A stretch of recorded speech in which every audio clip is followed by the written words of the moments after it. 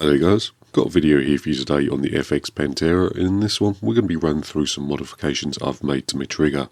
Now the trigger on the standard rifle is fairly nice, although for my personal taste is a little heavy and the second stage is a little funny. What I mean by that is that I've found when you adjust the second stage of the trigger so that you get absolutely zero creep, the actual trigger blade itself locks back. So the trigger itself comes back and then doesn't return if you take your finger off the trigger.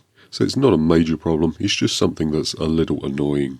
What I've gone ahead and done is made a series of modifications to the trigger that's fixed these issues on my personal rifle. And very quickly before I get started, poorly adjusting or badly modifying your trigger can result in an unsafe trigger. And I don't necessarily recommend you do anything you see me doing in this video. I'm just showing you what I've done to my trigger to make it a little nicer for me personally. What we're going to be doing is going through the modifications one by one, and I'll be sort of giving you the effect of each of the different mods. The first one is the lightened trigger spring. So this is the light trigger spring here, and then this one is the original. They really don't look that different, although the new one is significantly lighter. I picked this up from a ballpoint pen, so it's just a return spring off a ballpoint pen. The light trigger spring did make the trigger weight a little lighter, although it did have an additional negative consequence. What I found is that when fitting the light spring, the trigger lockback problem that I described earlier was a little worse with this spring fitted, although we did manage to fix this by replacing the trigger wheel and also the trigger sear. The next modification is the new second stage adjustment screw at the back here. What I've gone ahead and done is remade the unit entirely, so we have the adjustment screw along with a plunger, a spring in the middle, then a grub screw in the top. What this little arrangement allows us to do is adjust the weight of the second stage. So if we wind this grub screw out, that loosens spring tension on the plunger and gives us a lighter second stage. This replaces the standard fixed unit fitted from standard. So this is the standard second stage adjuster screw, and as you can see there, it's just a fixed unit with a spring-loaded ball bearing in the end. You can lighten these up slightly by heating the piece up very quickly, although that process there isn't very controllable, and it's very easy to go too far and have no spring tension whatsoever. At this stage I will very briefly mention that FX triggers, or most FX triggers anyway, are one stage triggers with a fake second stage. The second stage feeling is just as you pull through the trigger, this part of the plunger contacts with the block, and as you pull through it just compresses that spring, making it feel like the trigger has a second stage. But there we have it. With these two modifications here, the trigger itself is fairly nice. It's nice and light, and the second stage isn't noticeably heavier than the first. Although these two modifications here didn't solve the lockback problem, so that's what we'll be moving on to now. Right then, the next two modifications I've grouped as a pair as they don't work individually. What we've gone ahead and done is replace the original trigger wheel and the original trigger sear with a new trigger wheel and a new trigger sear. The trigger sear itself is out of a Mark 1 crown, and the trigger wheel is one that I've made up, copying the original, just with some very minor changes. So the Mark 1 trigger sear itself isn't a direct replacement for the original Panthera one, as the actual latching point, this face of the trigger sear is in a slightly different position. On the crowns it's a little further back, and on the Pantheras it's a little further forward. What I've gone ahead and done is just put the sear in the mill and mill the back of the trigger sear off slightly so that we get the latching point of the Panthera trigger sear.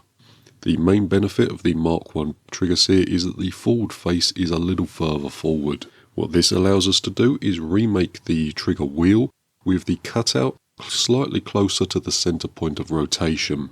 So you might be able to see it if I put the two trigger wheels together. But if we drop them on top of one another like so, line them up, then have a look at the top, hopefully you can see this one at the back, which is the original one. This face is slightly further forward than this one, which is our modified one. So this one, the latching face is slightly further back.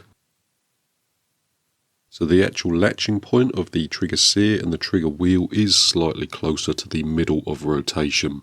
What this does is remove the lockback feeling that we had with the original trigger.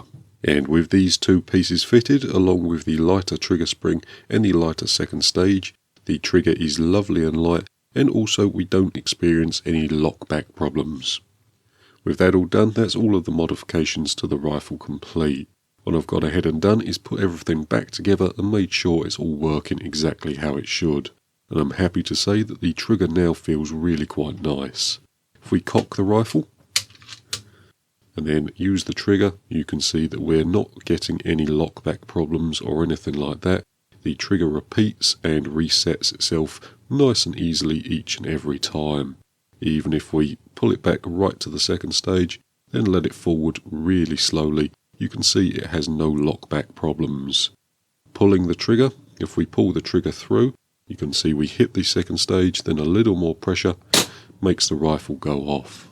As it's set now, I can't detect any noticeable creep in the second stage, but I will have to set that properly when I'm downrange. For now though, as a quick bench setup, the trigger itself really does feel quite nice. We still have all of our adjustments along with our safety, so if we pull the rifle, you can see that there's no trigger engagement there whatsoever, and the safety has completely locked the trigger out. Put it on fire, pull the trigger, and as you can see there, it still goes off. So we still have our first stage adjustment, our second stage position adjustment, along with the new second stage weight adjustment. As it's set now, the first and second stage weights are really nice and proportional. There's not a massive jump in effort between the first and second stage or anything like that, and it really does feel quite balanced. The only thing I would say about the modifications is I probably wouldn't recommend replacing the trigger sear with the original Mark 1 sear for the FAC users. This is obviously a sub 12 pound rifle, and as such the spring tension on the hammer isn't that strong. So I'm happy using a lighter gauge sear, as there's very little chance of the sear itself breaking under usual conditions. For FAC users though, with the extremely heavy hammer springs, you want as much sear engagement as possible, so these modifications here are probably not recommended for the FAC user. But with that all said and done guys, that's pretty much going to do it for this particular video. So thanks for watching, have a great Christmas, and we'll see you in the next one.